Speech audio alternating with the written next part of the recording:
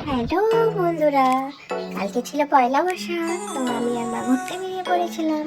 আমরা গিয়েছিলাম করণ দিঘি, কারণ কি করণ দিঘিতে মেলা হচ্ছে। তো আমরা এখন যাচ্ছি, আমরা নমুনা ক্রস করছিলাম। আর আমি গল্প করতে করতে চলে আসলাম করণ দিঘি। এখন আমরা বেরিয়ে পড়বো।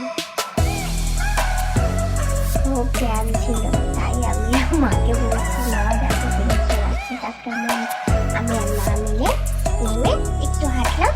হেঁটে টোটো নেবো, এখন এত দূর হেঁটে যেতে পারবো না, একটা টোটো নিতে হবে।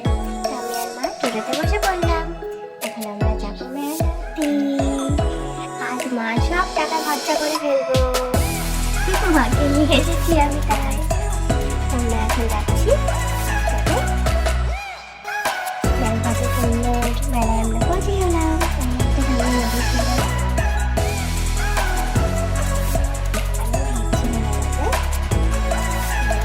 কালকে ফার্স্ট ডে ছিল।